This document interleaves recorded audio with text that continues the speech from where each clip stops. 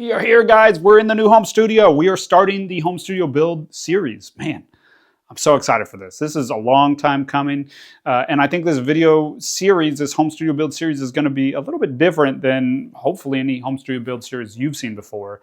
I put a lot of work into figuring out what would make an awesome home studio build series. And it's cool because it's definitely helping making my home studio better. But obviously, my goal here really is to help you make your home studio better and make it more professional and help you accomplish your goals and make better music more easily in your space.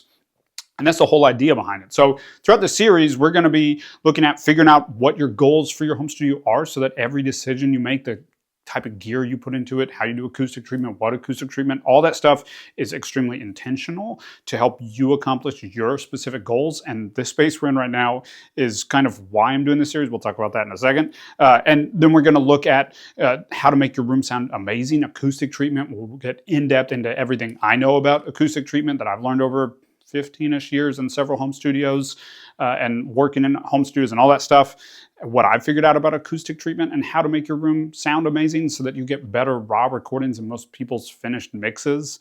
And then we're going to talk about how to pick out the gear that's actually going to help you accomplish your goals, what kind of gear you should be getting, what gear is right for you, because there's an endless sea of gear, but there's some things that are going to be better suited for you and your goals. So we'll talk about the gear and picking your gear and figuring out what gear is right for you, the gear that I'm putting in my home studio, all that stuff.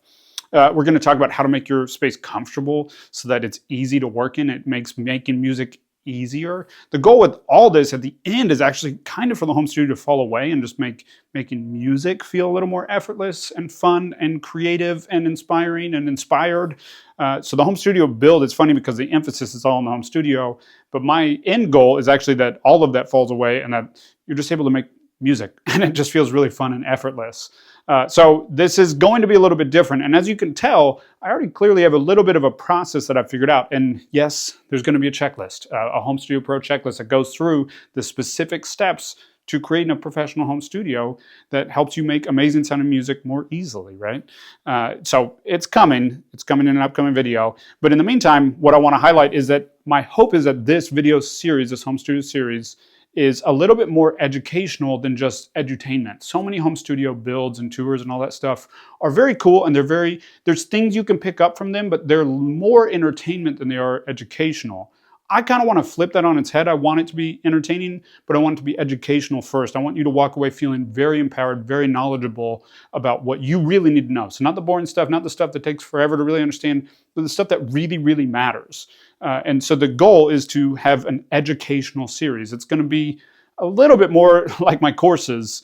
And the reason I'm able to do this and able to do this at the level that I'm pretty sure I'm going to be able to do it, that I'm very excited to be sharing with you, is because of Sweetwater. Sweetwater is coming along and sponsoring this entire series, allowing me to do this series for free for you, not make it a course that you have to pay for, but it's something that lives on YouTube that allows you to feel extremely empowered and confident in the decisions you're making for your home studio. So if you want to support Sweetwater in supporting this series, a little bit funny, there's links down below all my videos where you can grab any of the gear we talk about in this video, any upcoming videos, any past videos. Every video will have a link down below. And if you use that link, it won't cost you any extra, but a small amount will come back and support me in this channel and let Sweetwater know, hey, this is a good video series. You should definitely keep supporting this guy.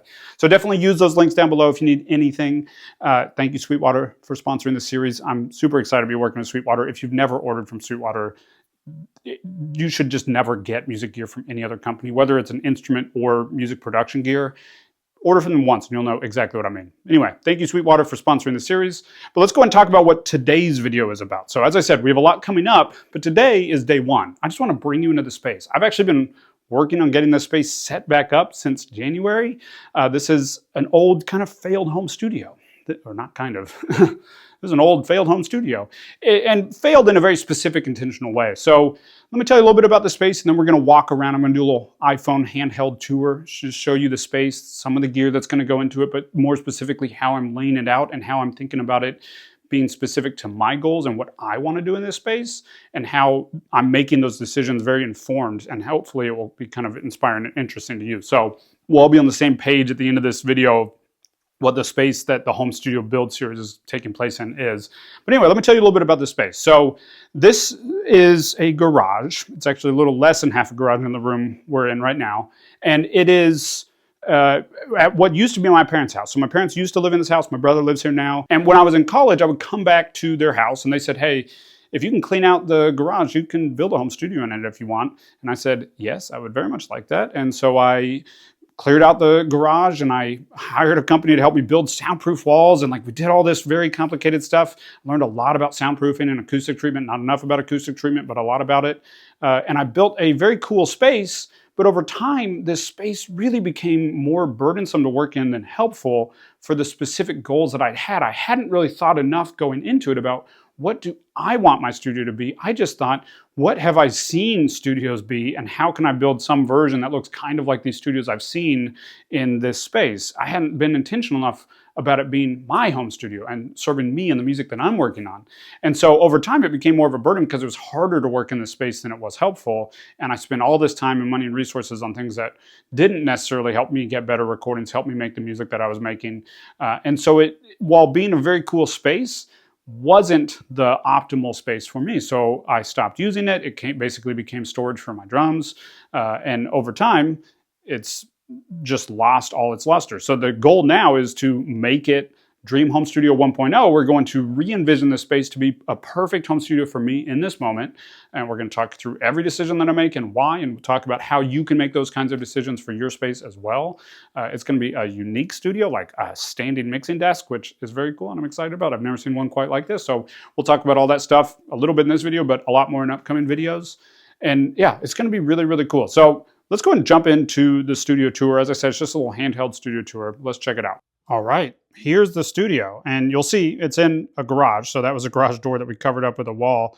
And first up, you're going to notice some remnants of when it was an old studio. So I built this studio, as I said, in college originally. And so we have some acoustic treatment, but not nearly enough acoustic treatment as we need for this space, especially for my goals. So it's going to be completely overhauled. All that's coming down. That entire back wall is going to become a huge acoustic panel. We're going to do some tube bass traps in the corners, some Roland Gobos. I'm going to cover some of these other walls with acoustic treatment. So it's going to be completely different, completely transformed. This is the bare bones starting point for this space. But I wanted to go ahead and show it to you because you can get a gist of how it's going to be set up and what we're going to do with it. And then we'll get really specific into all the stages of it as we go through it together. So let's just walk through the room and I'll kind of explain how I'm planning on setting up the space, what my goals are. It's going to be a little bit different than a normal space. I'm not going to have, for example, a traditional desk, which leads me to this first desk over here. So you'll see a kind of two desks. This first desk is just going to be a B desk. This is for me to shoot top-down shots, gear reviews, things like that, but also just take notes and have, you know, things laying around in the studio if I want to grab them really quickly. And on it, I have what will be the interface in here. This is the Quantum HD8 by PreSonus.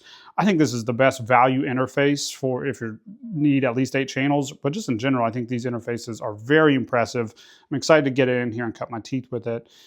It's a super, super cool interface. So that's going to be the interface. We'll talk about that more in an upcoming video. Some mics down here, gear rack. In this gear rack, obviously I'll put that interface, but I'm also going to have this 4710D by Universal Audio. That gives me 8 more channels with the 8 channels that come in the Quantum HD8. So it will give me 16 total channels, but it only has 4 built-in preamps. So that gets me up to 12. And then I'm adding this Black Lion Audio 4-channel preamp strip for an additional 4 channels. That will give me 16 total channels. Borrowing this from my buddy Nate. Shout out Nate. So very excited to get that stuff in. We're going to have 16 channels, which will give us a lot of flexibility recording drums and whatever else. A couple really awesome warm audio WA251s. Definitely going to try those on overheads at some point, which is why I have these super heavy duty ultimate support stands. When you have heavier mics like that, having some heavy duty stands can be really helpful. Guitar rack, I think I'm going to get something slimmer for this at some point. And then this corner right here is going to be where we record drums. So this is my DW kit. It's a pretty standard kit, 22, 12, 16. And that's going to live in here for recording drums. I'm going to be ready to roll at any moment, but then I have a whole other room of drums that we're going to look at in a second, so I can change it out, change out tones, get what's appropriate for the song that I'm working on in the moment. But this is going to be the drum corner. This is going to be kind of the backbone of the recording part of this studio for me, because as a drummer, my main focus is recording drums. So very excited to get that all set up and have a dedicated space to record drums at any moment. And then you may have noticed, as I mentioned kind of earlier, touched on, I'm not going to have a standard big old studio desk. All I want on my studio desk is my keyboard and trackpad. I was going to say mouse, but trackpad, and a controller. So I have faders. So I have this really cool Icon controller that is nice and slim and almost perfectly made for this desk. And I wanted a standing desk. I like to stand when I work. So this is like $100, maybe $80 desk. It's not expensive, but this is going to be my main mixing desk. And we're going to set up a standing mixing position right here with speakers along that back wall. And you see the window there. That's, again, a remnant from the old studio days. We're going to cover that up. I know some people are thinking blasphemy, but I don't need 2 rooms for this recording setup, and I just want 1 room. So I'm going to cover that up. It's going to be acoustically treated all the way across because I want to create good symmetry from the mix position. Right now, it's a little bit asymmetric. So we'll cover it up, make it nice and consistent with acoustic treatment across that entire wall. Put a couple of speakers. I'm going to try to get this room to sound as good as it possibly can in terms of acoustic treatment and placement, but then I might also do some room correction on the speakers as well. We'll talk about all that stuff in a future video as well if you're curious about how to set up your room to get the best possible sound from your speakers, which is pretty key if you want to mix with speakers. So that's the main room, and this is going to be the studio in my mind, is this room. But we also have this other room. This is the storage room. And this is originally the live room from when I used this as a studio back in the olden days, but I don't need separate spaces anymore. So I thought it'd be much more functional for me to just have a storage room. And as soon as I put it together, I realized, yeah, that's totally true. I have a lot of stuff and I need access to all of this, or more or less all of this at any given moment. So let's just go through this room really quickly. First up, we have a snare rack over here. This is from Gator Frameworks. This thing is awesome. If you're a drummer and you need a snare rack, this thing is super sturdy, perfectly holds any size drum. You can see my 10-inch snare down there. Everything is really well supported. It was super easy to put together, very sturdy, and it rolls around if you want it to, or it can just have feet either way. But yeah, I love the stand. I was really impressed with it. And then I have my drum wall. So we have 2 SJC kits in here, 26-inch kick, 20-inch kick, different bearing edges, different tones. So just a lot of tonal options between these different drums. And then because I am a musician who tours and plays out, I also have mic cases and lighting bags and drum bags for my gear, drum cases up there. This is an old guitar amp rig that I used to travel with when I toured as a guitarist in a band in high school and early college. Very bad at guitar, but I did it. Anyway, this is all my video stuff, and then some dead boxes from gear. We'll clear that stuff out at some point. And then this is just a little work bench thing, or tool bench thing that we're just using to hold additional gear and all that stuff. So stole this idea from Andrew Masters. I'm definitely getting a second one of these for the other room, for like a little mic locker, if you will. Right now it just has some cables and guitar tech and drum tech stuff in it. And by the way, this is Husky brand, which is from Home Depot. They're very affordable for that. This huge shelving unit is also Husky brand. And then if we go back over to the main room over here, this desk is also Husky brand. And I think it's $200 or $300 for that desk. So if you're looking for a desk, or just any of this stuff, that stuff is really good. Not sponsored by Home Depot, just worth mentioning. Okay, now last note about this, you might think, well, you're gonna use this as an isolation room. I might. If I do, it would mostly be for guitar cabs. I'm probably not gonna record any vocals in this space. If I do, I'll just have them in the main room with me. I kind of like being next to a vocalist when recording, but I might throw a guitar cab in here if I want to record guitar. That way I can monitor through headphones or speakers and hear it all appropriately. And then this was originally designed as an isolation room, so you can see this wall is 13 inches thick. You can see the 2 panels of glass and everything. And if I am in this room, I will not hear that amp, which is pretty cool. But again, it's just not functional for my current purposes and what I'm trying to do with this space. So this is going to be my main room. This is the studio in my mind, and it's going to look awesome and sound awesome. I'm excited for you to come along this journey with me. It's a pretty cool space, right? I mean, that storage room is already looking pretty awesome in my opinion. If I walked into that as a kid, I'd be like, this is amazing. And this room is going to be so cool. I have such a specific vision of what this room is going to look like and how it's going to feel in here. I cannot wait to share it with you. I can't wait for you to see what's in my head. So that's coming up. Keep coming back for that. It's going to be worth it. But a couple things before we wrap up this video. First, if you have any specific gear, whether it's recording gear, interfaces, headphones, speakers, any of that kind of stuff, let me know down in the comments below. But also if it's drums or guitars or pedals or any of that, let me know in the comments below. I want to do more gear reviews because I think having someone you trust walk through gear and kind of walk through their experience and opinion of something is very, very important. And I'd like to offer more content like that for you. So if you have anything specific you want me to take a look at, let me know in the comments below. Second is kind of the cadence of this series. So my goal with this series is to do a new home studio video every 2 weeks, hopefully. It takes longer to put these together. Obviously, it takes longer to just build an entire acoustic wall, for example. And it just takes longer than filming a quick tutorial. I also hope to film some quick tutorials as well. So hopefully we'll be back up to roughly a weekly cadence on this channel. That's my goal. So definitely check back every week for a new video and I'll send them out. If you're not already on my email list, be sure that you're on my email list and I'll email you as soon as I have a new video ready. And then lastly, again, just want to thank Sweetwater for sponsoring this series. Very excited to be working with them.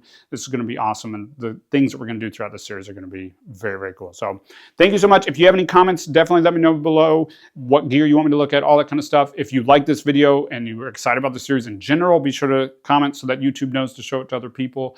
And I'll see you next week with another video. One thing at a time, I can only